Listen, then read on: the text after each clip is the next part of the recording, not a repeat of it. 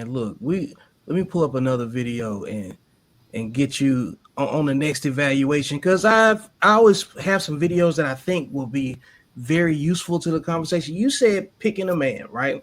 And men are giving up. Mm-hmm. Watch this. When I walked in, it was packed. And what do you think I saw? What do you think I saw? What did you see? Exactly what I thought I was going to see. What?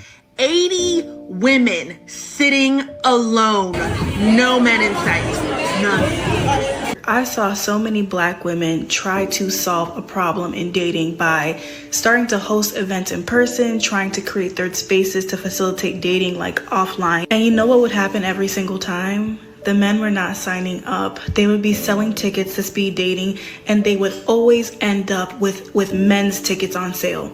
Always, because they weren't buying any. Just the other day, a big account that I follow for Black creatives did like this Cupid thing where they were like, hey, send us a profile about yourself and we would love to post it and like play matchmaker. Sounds like a cute idea, right? Not one single man sent their profile in.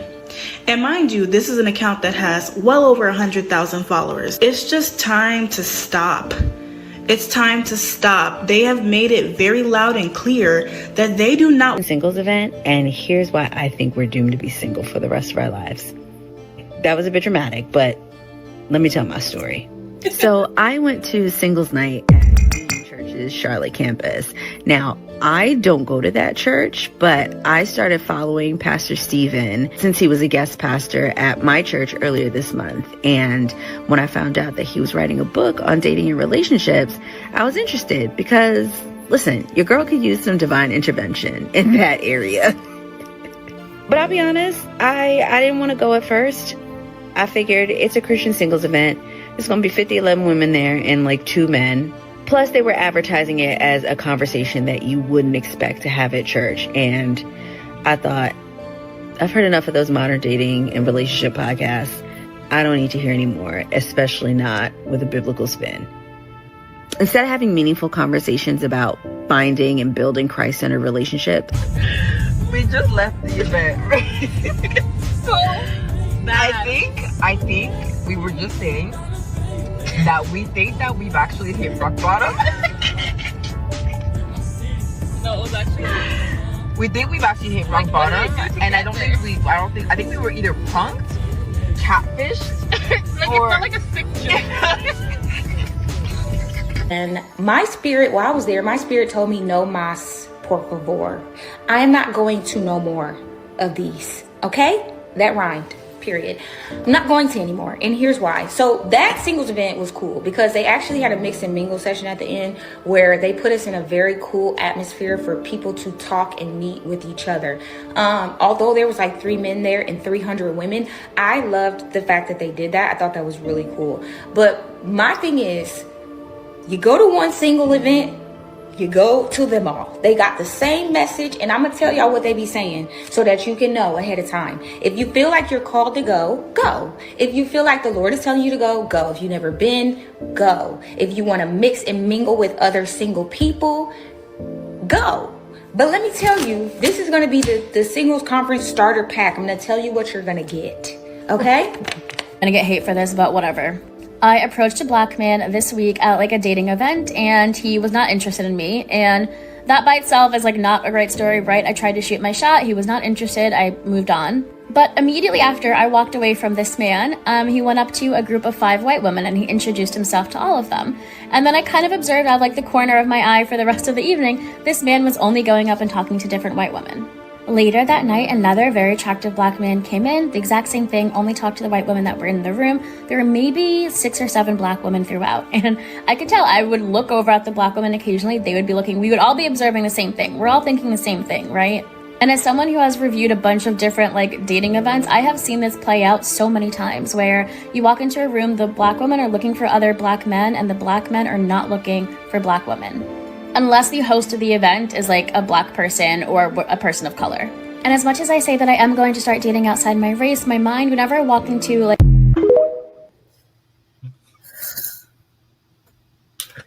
Heavenly Father, we are gathered here today because we still don't want to take accountability. We're going to put it on Jesus. If you're called to, if your spirit said, what are we talking about this emotional bullshit for? Okay, I'm going to tell you how you're going to get your man.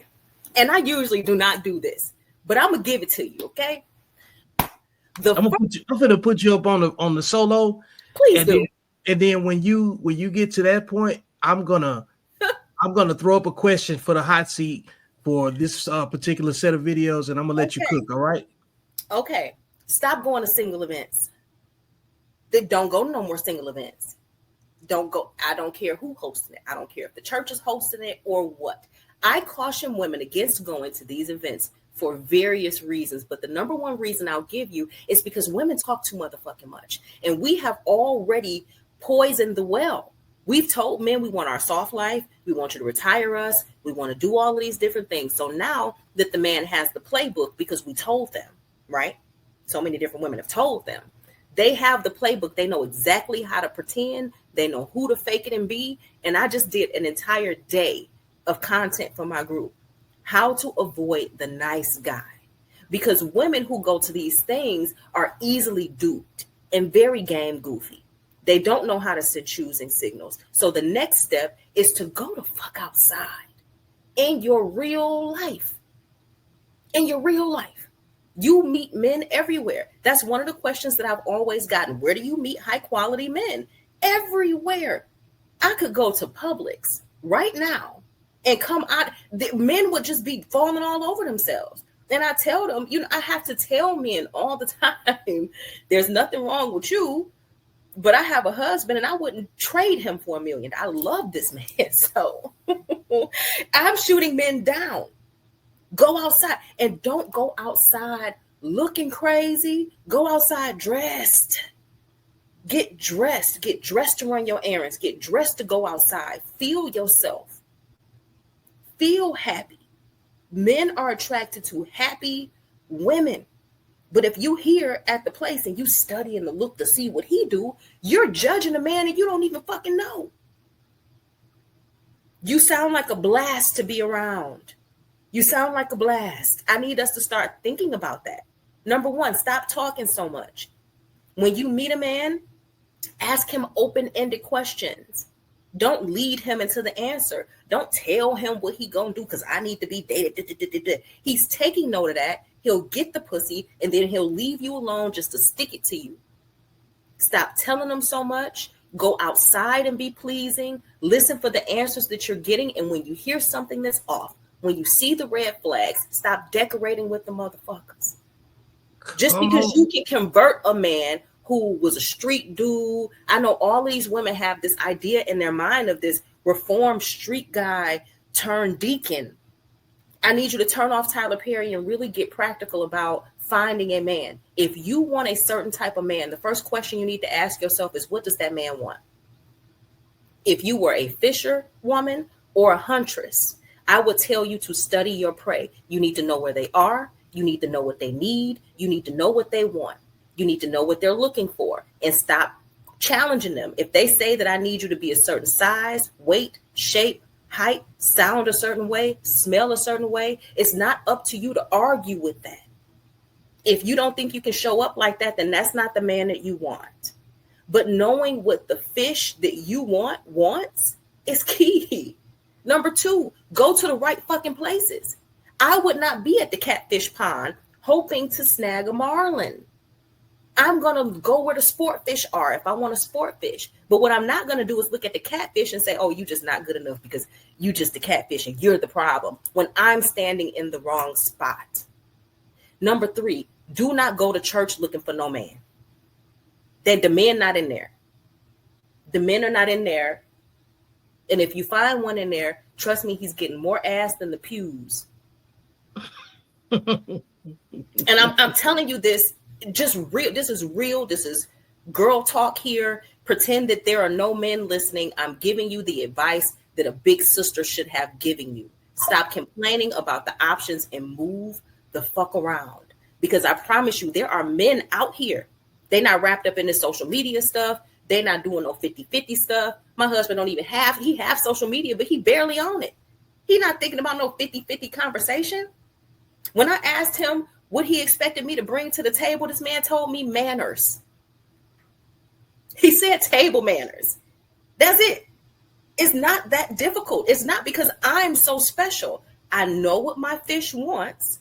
I became what my fish wanted, so I got hooked. This is it's really simpler than you're making it. And these people are making money off of you hosting events when all you have to do is these things. You don't need no matchmaker. If you need to lose some weight, be real with yourself. Lose the weight. If all that's coming up to you is dusties because you a size 12, 13, lose the weight. I guarantee you the dusties will look past you. I don't have dusties coming after me. They know they can't afford me. And it's not because I'm saying you can't afford me. They see the way that I carry myself. My confidence is high. You cannot run game on me. I need y'all to start posturing yourself like that because this is ridiculous. It's silly. And it makes us look silly, collectively as women. All right, folks. Appreciate you sticking with me to the end. This has been another episode of Beyond the Algorithm. Make sure you like, share, and subscribe.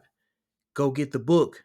And most importantly, I will see you beyond the algorithm because that's where life actually happens.